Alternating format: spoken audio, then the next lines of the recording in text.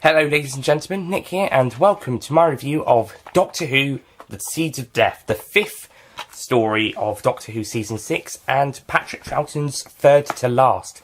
And it's the last Patrick Troughton, the penultimate Patrick Troughton DVD release. So, Seeds of Death.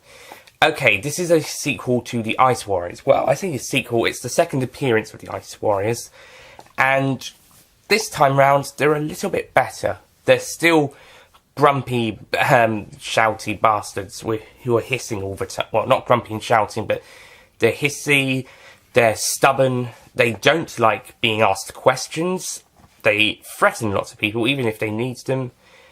Yet, this time round, they work a bit more effectively because they actually have a flipping plan. They actually have a reason for all of this. They have a plan to take over the Earth, to re-inhabit it after problems with Mars. Whilst the Ice Warriors, it might have been that, but they weren't really doing anything. They were just fucking around. This time round, there is no effing around. These guys mean business.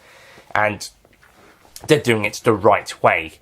So, the Ice Warriors in this story are much better than the ones in their first appearance. The stakes are also a little bit higher as the new threat comes in the form of these seed pods, which will affect vegetation and the air pollution, and it will kill people too close to it. And it can only be stopped by water, as we later discover, and they're trying to stop the rain from happening. In order to send these seed pods down to Earth, they've hijacked the TMAT system from the moon base. Oh gee, aliens attacking the moon base in the Patrick Troughton era. We've not done that before.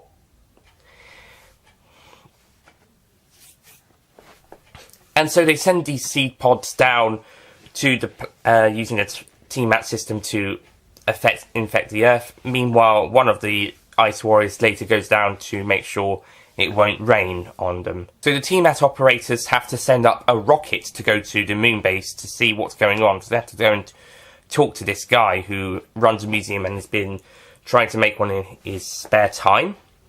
And this is where the Doctor, Jamie and Zoe turn up 7-8 minutes into the story again. They take such a long time to get into these stories. The difference between this one and the Ice Warriors, though, is that the build-up is interesting. We get a bit of world building.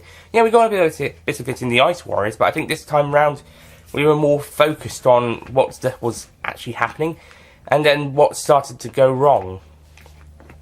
And the Ice Warrior build-up in Part 1 is actually really good. It's a very good build-up for the actual Ice Warriors themselves, and throughout Part 1. We know it's them before we even see them, but the reveal of the Ice Lord?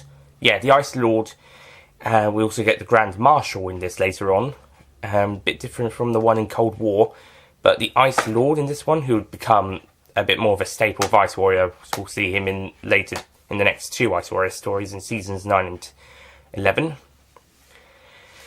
And so the Ice Lord is revealed to us pretty late. We hear his voice, but we don't see him or the Ice Warriors on screen, and apart from parts of their hand bodies, but as themselves, we don't see them till the end of Part 1, so around the cliffhanger. So with the rocket being sent up, the Doctor, Jamie and Zoe are piloting it, and they go up to the station, moon base. Then they get the TMAT system working again, so Miss Kelly, who is honestly, when I saw this story for the first time, one of, if not the most boring character I saw. I think she's gotten a lot better over the previous readings, especially in this one, but when I first saw it, she was very boring, and the actress pretty much plays the character quite dull-faced. There isn't much emotion to her. throughout most of the story. There are emotions in some places, but she just feels very bored and dull. Not so much robotic, but dull. So, I'm not sure, but... And that's probably why I found her so boring on the earlier viewings I had of it, but found her a bit better on this recent rewatch. So she goes up, but she's then kidnapped by the Ice Warriors, but then she escapes along, and another one of the surviving technicians meets up with the Doctor, and they all have to sort some stuff out to try and stop the Warriors and find out what's going on. There's also this other guy who's helping them out of fear, but he's also helps out the good guys quite a lot, and even but just before he does die, he warns Earth of what the Ice Warriors are up to, and is killed for it. That's in part 5, so he manages to get through 5 episodes. And so the Doctor is able to work out a solution after that, after hearing that news. And in the end, it comes to a pretty good conclusion. The story's paced well. I think it's still a little bit long, but it's done well, I suppose. And it's executed really well. The Ice Warriors still nag me, but they're not as bad as in the first story they appeared in, the Ice Warriors, and their motives make sense, and their plan makes sense. They're not just being bastards, they actually have a plan. I cannot stress this enough, how much better this story already is over their first appearance, and already the characters are better at this, because they actually have a flipping plan and motive. And also, that Grand Marshal design actually looks pretty nice. Bit sparkly, but yeah, no, looks nice. In Cold War, they just have a new updated Ice Warrior costume and just give the Ice Warrior the Grand Marshal rank without him actually looking like a Grand Marshal. The Empress would look a bit different, though, when it was her turn in Empress of Mars. So, on to characters. I've already talked about Miss Kelly, who's this dull character. This guy over here, I can't remember his name, he's a pretty good character.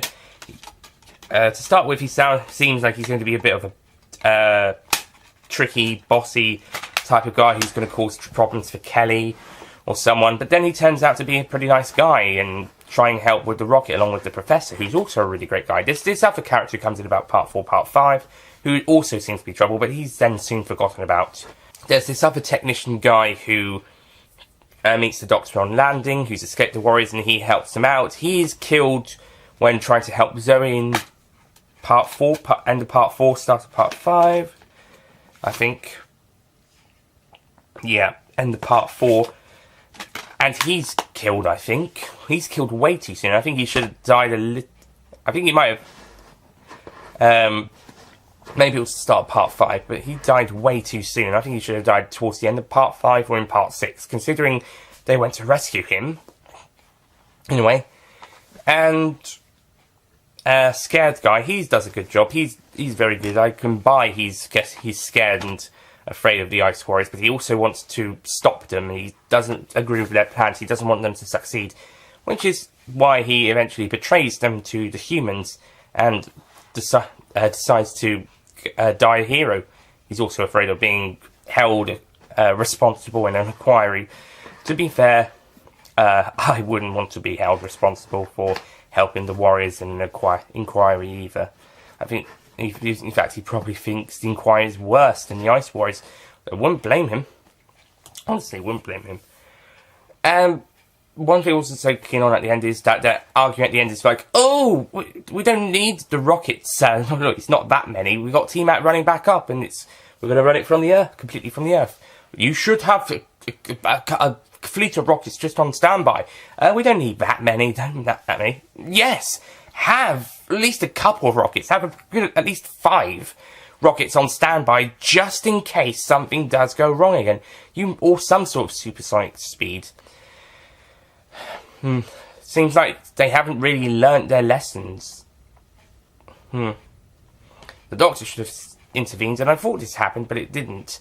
They said, TMAT is a very useful system all across the world, but rockets are also really useful and really helpful, and especially if the system does break down again, So just on standby, maybe you should have a couple just waiting, just in case. You don't know, you might not need to use them, but if you do, they're ready. Right, not Victoria, Zoe, he does make that mistake at one point in the episode. He does say Victoria's name instead of, at one point. Not Ben and Polly, though. This is when he gets knocked out at one point. But anyway, where was I? Zoe, it's time to go. I can't do a Patrick Troughton impression. I know some people are very good at it, like Christopher Thompson and Alex Patterson are very good at doing Second Doctor impressions. So, check those out. Anyway, so The Seeds of Death, much better than The Ice Warriors, and is a pretty good story. It's just a bit slow. The Ice Warriors do get on my nerves a few times, and Kelly is quite dull in places, and I used to find her extremely boring. But other than that, it's a pretty decent story. It looks really good, and also has some nice location work and good effects. Oh, and foam's back in Doctor Who. We got some more foam in this story. Haven't seen that since earlier. What this is 69, since the previous year with Fury from the Deep. Different type of foam though. It's a bit more foamy, whilst last time around it was a bit more bubbly.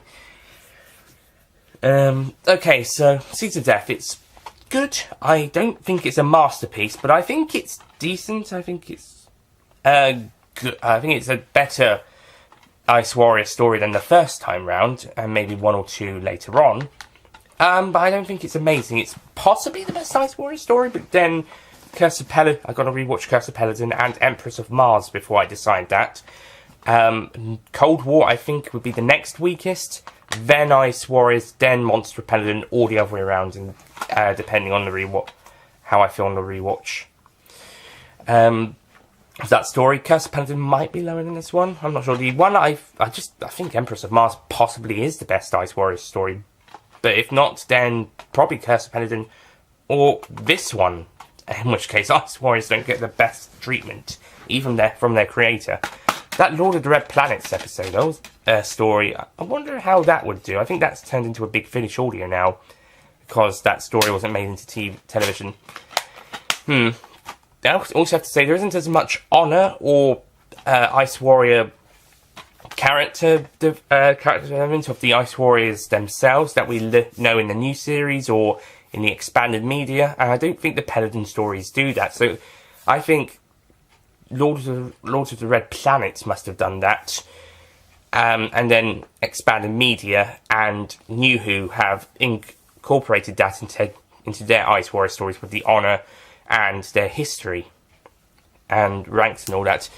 But in the classic stories, we don't really see that much, so that's a bit of a disappointment. But anyway, Seeds of Death, I'm going to give this story a 8 out of 10.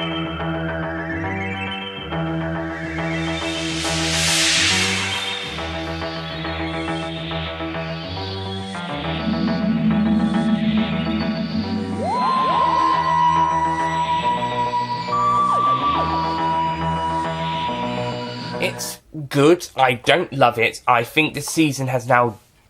I think it's gone up a little bit since the Protons in terms of a story, although I wasn't quite enjoying it as much. But, I think it's just a little rise.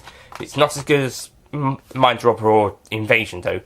But it's still a very good story, but could take you a few rings to get into it. But, on the whole, good. Very good. Right, Robert Holmes is back for the next story, which is good because he's apparently the best writer of Doctor Who in the eyes of most fans, at least of the classic era. So I'm looking forward to his second Doctor Who story, which is, of course, The Space Pirates, which episode 2 is the only surviving episode. So this is the last story with missing episodes, and those are 1 and 3 to 6. Episode 2 survives on the Lost in Time DVD, and this will be the last time I'll need to use this DVD and need to flash it for going in order. And then it's individual DVDs like the Seeds of Death special edition here, there for at least up to the TV movie. So, yeah. So that's it from me. Thank you for watching, and I'll see you guys next time for the worst episode of Doctor Who, The Space Pirates. Wait, what? The worst Doctor Who story? Oh, no! I'll see you guys next time. Goodbye.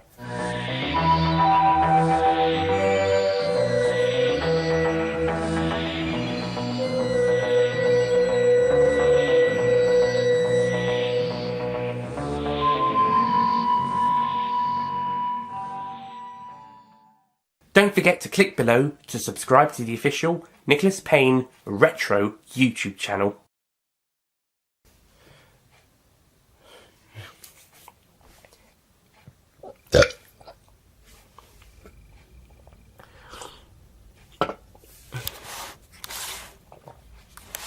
Okay.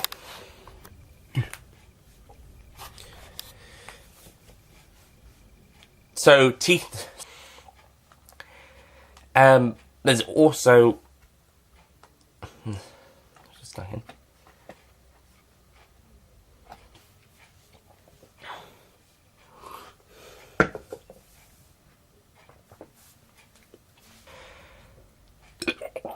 Oh.